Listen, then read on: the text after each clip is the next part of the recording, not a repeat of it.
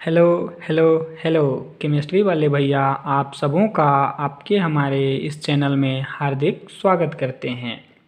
आज का टॉपिक है phase diagram of carbon dioxide system. ये फेज इक्विलिब्रियम का 7th लेक्चर है। कार्बन डाइऑक्साइड सिस्टम का जो फेज डायग्राम होता है ये वाटर सिस्टम के फेज डायग्राम से रिजेंबल करता है, यानी कि उसके सिमिलर होता है। तो यदि आप वाटर सिस्टम का फेज डायग्राम वाला लेक्चर नहीं देखे हो तो प्लीज़ आप उसे जाकर एक बार वॉच कर लो। उस वीडियो को देखने के बाद ये टॉपिक आपको बहुत ही ज़्यादा इजी लगेगा। सो प्लीज़ वो वीडियो आप जाके वॉच कर लो, फिर आप ये वीडियो वॉच करना, ठीक है। तो इस सिस्टम में हम लोग कार्बन डाइऑक्साइड सिस्टम में देखेंगे कि कौन कौन से फेजेस एग्जिस्ट करते हैं, किस टेम्परेचर प्रेशर में एग्जिस्ट करते हैं, उन सब के बारे में हम लोग बात करेंगे। तो phase diagram of carbon dioxide system resembles that of water system with some differences. कुछ डिफरेंसेस भी होता है, कंप्लीटली रिजेंबल नहीं करता है। This system also consist of 3 phases. ये भी हम लोग का 3 फेज कंसिस्ट करता है। कौन कौन? सॉलिड, लिक्विड एंड गैस, ठीक है। सॉलिड CO2 को आप ड्राई आइस के नाम से भी जानते हो, आप ये पढ़ते हो लोअर क्लासेस में।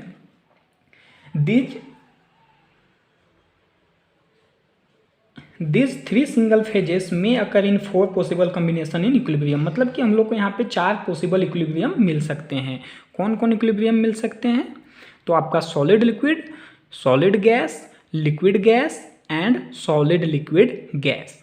ये सिस्टम हम लोग का कैसा सिस्टम है? 1 कंपोनेंट सिस्टम है, क्योंकि हम लोग सभी फेजेस को एक ही केमिकल फार्मूला CO2 से एक्सप्रेस कर सकते हैं, ठीक है। अच्छा, नेक्स्ट हम लोग बात करते हैं कि इस फेज डायग्राम में एग्जैक्ट हम लोग किन चीज़ों के बारे में बात करेंगे। तो हम लोग वही 3 पुराना चीज़, 3 स्टेबल कर्व के बारे में बात करेंगे, 3 एरियाज के बारे में बात करेंगे और एक डिफिनिट पॉइंट के बारे में बात करेंगे, ठीक है। हम लोग सीधा ही इसके फेज डायग्राम में आते हैं और चीज़ों को समझते हैं कि ये वाटर सिस्टम से कैसे सेम सिमिलर है या उसमें क्या जो सम डिफरेंसेस है वो क्या है। तो आप यहाँ से फेज डायग्राम देख के ये पता कर सकते हो कि ये जो हम लोग का मेल्टिंग कर्व जो है, ठीक है, मेल्टिंग कर्व, ये हम लोग का वाटर सिस्टम में कुछ ऐसा था, ठीक है। यहाँ पे हम लोग का ऐसा है। और नेक्स्ट क्या है? ये जो सब्लिमेशन कर्व है हम लोग का वाटर सिस्टम में वाई एक्सिस को टच नहीं कर रहा था, जबकि इस सिस्टम में क्या करता है? टच करता है। बाकी वैल्यू वाइज तो डिफरेंट होगा ही, ठीक है। अच्छा, और उसी के जैसा हम लोग का जो ये एरिया है इसमें सॉलिड एग्जिस्ट करता है, इस वाले एरिया में लिक्विड और इस वाले एरिया में क्या एग्जिस्ट करता है? गैस, यानी कि AOB gas, AOC liquid and BOC solid. Curve का नाम सिमिलर है, इसको वेपर प्रेशर कर्व बोलते हैं, इसको मेल्टिंग पॉइंट कर्व या मेल्टिंग कर्व बोलते हैं। ये सब्लिमेशन कर्व है, ठीक है। वाई एक्सिस में प्रेशर, एक्स एक्सिस में टेम्परेचर हम लोग रखते हैं। बाकी हम लोग चीज़ को थोड़ा समझते हैं कि कैसे ये जो डिफरेंट फेजेस हैं वो टेम्परेचर प्रेशर के साथ कैसे वेरी करते हैं। जैसे आप रूम टेम्परेचर के बारे में बात कर लो। रूम टेम्परेचर आप पहले से जानते हो 25 डिग्री सेल्सियस होता है, लेकिन अभी फिलहाल 27 डिग्री सेल्सियस हो गया है ग्लोबल वार्मिंग के कारण, ठीक है। तो आप 25 या 27 समझो रूम टेम्परेचर है। तो हम लोग का रूम टेम्परेचर कितना होगा? यदि ये 31.1 डिग्री है तो ये आसपास हम लोग का क्या होगा? 27 डिग्री सेल्सियस होगा, ठीक है। तो 27 डिग्री सेल्सियस में CO2 किस स्टेट में एग्जिस्ट करता है? तो आप कहोगे पहले आप प्रेशर बताओ फिर बात करेंगे। मान लीजिए प्रेशर क्या है आपका? 1 atm है, तो एटमॉस्फेरिक प्रेशर है। तो एटमॉस्फेरिक प्रेशर में इस टेम्परेचर पे आप कहाँ पहुँचोगे? यहाँ, यानी आपको क्या मिलेगा? गैस। और ये तो सच ही है कि भाई carbon dioxide gas atmospheric pressure में हम लोग का जो ये टेम्परेचर होता है, एटमॉस्फेरिक टेम्परेचर जो होता है हम लोग का, उसमें क्या होता है? हाँ, गैसियस स्टेट में होता है। सो यहाँ पे क्या मिलेगा आपको? गैसियस स्टेट में मिलेगा, ठीक है। लेकिन आपको यदि लिक्विड बनाना है, लिक्विड स्टेट में जाना है, कार्बन डाइऑक्साइड गैस को क्या करना है? लिक्विड बनाना है, तो आपको क्या करना होगा? प्रेशर इंक्रीज करना होगा। प्रेशर इंक्रीज करने से क्या होता है? गैस लिक्विफाई होता है। तो आप मान लीजिए इस टेम्परेचर पे हो 25 या 27 डिग्री सेल्सियस में, आप यहाँ से 1 atm से प्रेशर क्या कर रहे हो? इंक्रीज कर रहे हो। तो फाइनली आप एक ऐसा प्रेशर में पहुंचोगे जब इस कर्व को क्रॉस कर जाओगे। जब इस कर्व में पहुंचोगे तो आपको क्या मिलेगा? लिक्विड और गैस का इक्विलिब्रियम मिलना स्टार्ट हो जाएगा, ठीक है। अब इस कर्व को जब क्रॉस करोगे तो आपको फाइनली क्या मिल जाएगा? कंप्लीटली लिक्विड मिल जाएगा। यानी कि हमको क्या करना होगा, प्रेशर को इंक्रीज करना होगा, तब जाके आप लिक्विड पाओगे, ठीक है, या लिक्विड आपका मिलेगा। यदि हम लोग चाहते हैं कि जो गैस है, गैस हम लोग का किस चीज़ में कन्वर्ट हो जाए, सॉलिड में, ठीक है, तो हमको क्या करना होगा, प्रेशर इंक्रीज करने से तो फायदा है नहीं, प्रेशर इंक्रीज करने से क्या होगा, आपको क्या करना होगा, टेम्परेचर डिक्रीज करना होगा। जब आप टेम्परेचर को डिक्रीज करोगे, आप किसी भी प्रेशर को मान लो, चाहे आप एटमॉस्फेरिक प्रेशर ही मान लो, जब करोगे तो अब क्या होगा, आप टेम्परेचर कम करोगे, जब -78 डिग्री सेल्सियस में पहुंचोगे तो आप इस कर्व को टच करोगे, यानी कि यहाँ पे इक्विलिब्रियम मिलना स्टार्ट हो जाएगा। किसका इक्विलिब्रियम मिलेगा, सॉलिड एंड गैस का, ठीक है। और जैसे ही उससे भी कम टेम्परेचर कर देंगे तो हम लोग इसके अंदर आ जाएंगे, इस एरिया में आ जाएंगे, तो आपको क्या मिल जाएगा, सॉलिड मिल जाएगा। यानी कि आप गैस से लिक्विड में जाना चाहते हो तो आपको क्या करना होगा, प्रेशर इंक्रीज करना होगा, ठीक है, अगर किसी हम फिक्स टेम्परेचर की बात करें तो। और यदि गैस से सॉलिड में जाना है तो आपको क्या करना होगा, आप प्रेशर फिक्स भी रख सकते हैं, फिक्स नहीं भी रख सकते हैं, आपको टेम्परेचर क्या करना होगा, कम करना होगा, ठीक है। तो ये है हम लोगों का कार्बन डाइऑक्साइड सिस्टम में। ये जो हम लोग का पॉइंट है -57 डिग्री सेल्सियस और ये 5.2 ATM वाला ये पॉइंट, ये हम लोग का ट्रिपल पॉइंट कहलाता है ओ, ठीक है। यहाँ पे हम लोग को तीनों ही फेज एग्जिस्ट करते हैं इक्विलिब्रियम में, ठीक, इतनी सी बात। अच्छा, और यहाँ पे हम लोग, यहाँ पे कुछ खास नहीं है, ये कर्व को वेपर प्रेशर कर्व बोलते हैं, इसको सब्लिमेशन कर्व बोलते हैं, इसको मेल्टिंग पॉइंट कर्व बोलते हैं, ठीक है। अब हम लोग सीधा ही चलते हैं, स्टडी ऑफ कर्व पे चलते हैं, स्टडी ऑफ एरिया पे चलते हैं और ट्रिपल पॉइंट को डिफाइन करते हैं। ये टॉपिक हम लोग का क्या हो जाएगा, कंप्लीट हो जाएगा, ठीक है।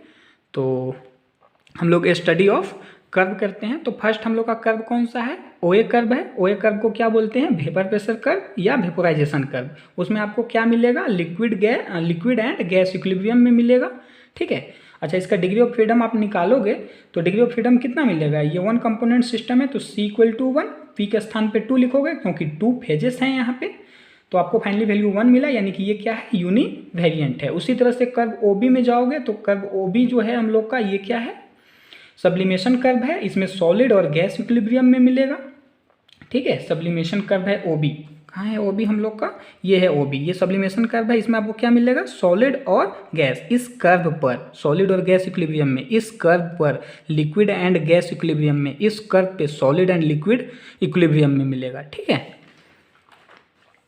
अच्छा, उसी तरह से हाँ, यहाँ पे हम लोग क्या देखे थे, डिग्री ऑफ फ्रीडम क्या मिलेगा, इसमें भी 1 मिलेगा, तो यूनिवेरिएंट है ये भी। और कर्व OC जो है हम लोग का, ये मेल्टिंग पॉइंट कर्व कहलाता है, सॉलिड लिक्विड इक्विलिब्रियम में होता है, और आपका डिग्री ऑफ फ्रीडम क्या 1 आता है, सो ये भी हम लोग का क्या हो गया, यूनिवेरिएंट हो गया। अब यदि हम लोग बात कर लें एरिया के बारे में, ठीक है, क्या बात कर लें, एरिया के बारे में, तो एरिया में हम लोग का क्या है, एरिया AOB है। एरिया AOB में हम लोग को क्या मिलता है, ओनली गैस मिलता है। एरिया AOB ये वाला है, इसमें क्या मिलता है, आपको गैस मिलता है, केवल एक फिजिकल स्टेट एग्जिस्ट करता है, गैस, ओनली 1 फेज एग्जिस्ट। तो डिग्री ऑफ फ्रीडम आपको यहाँ पे क्या मिलेगा, C के स्थान पे तो 1 ही लिखोगे, 1 कंपोनेंट सिस्टम है। P यहाँ पे आपका क्या हो जाएगा, 1 हो जाएगा। फेजेस कितने हैं, सिर्फ और सिर्फ एक है, तो 1 - 1 + 2 यानी कि 2, ये क्या है, बाई वेरिएंट है। और आपको पता है बाई वेरिएंट का मतलब हम बता चुके हैं कि आपको प्रेशर टेम्परेचर दोनों बताना पड़ेगा, ठीक है। अच्छा, एरिया BOC के बारे में बात करें तो यहाँ पे आपको सॉलिड एग्जिस्ट करेगा, ओनली 1 फेज एग्जिस्ट करेगा, यानी कि डिग्री ऑफ फ्रीडम फिर से आपको 2 मिलेगा, ये भी बाई वेरिएंट होगा। अगर हम लोग एरिया AOC के बारे में बात करें तो यहाँ पे लिक्विड कार्बन डाइऑक्साइड मिलेगा आपको, only 1 phase exist, degree of freedom 2, by variant, ठीक है। अच्छा, और हम लोग बात कर लें यहाँ पे ये पॉइंट O, ठीक है, ये पॉइंट O हम लोग का क्या कहलाता है, ट्रिपल पॉइंट कहलाता है। Point O is the triple point at which all the 3 phases of carbon dioxide coexist in equilibrium with one another. The temperature of the system at this point is -57 degrees Celsius while the pressure is 5.2 atm. If either temperature or pressure is changed, यदि आप temperature pressure में change करोगे तो आपको क्या हो जाएगा, उस पॉइंट में चेंज करोगे तो क्या होगा, then 1 of 3 phases will disappear. क्या होगा कि आपका एक जो फेजेस होगा वो डिसअपियर हो जाएगा, ठीक है। हो सकता है कि 2 फेजेस भी डिसअपियर हो जाए, ओनली 1 फेज मिले। जैसे इस पॉइंट में आप क्या कर रहे हो कि यहाँ पे आप टेम्परेचर आप डिक्रीज करोगे, तो इस पॉइंट से टेम्परेचर डिक्रीज कर इस पर्टिकुलर प्रेशर पे, तो आप इस पॉइंट पे आ जाओगे। इस पॉइंट में आ जाओगे तो आपको क्या मिलेगा? सॉलिड मिलेगा। जो पहले 3 फेज यहाँ एग्जिस्ट करता था, अब सिर्फ सॉलिड मिलेगा, ठीक है। लेकिन आप मान लीजिए प्रेशर भी आप कम करते हो और टेम्परेचर भी कम करते हो, तो हो सकता है कि आप इस पॉइंट से गिर के इस पॉइंट पे आ जाएं, तो यहाँ पे आपको क्या मिलेगा? 3 फेज तो एग्जिस्ट नहीं करेगा, यहाँ पे 2 करेगा। कौन कौन?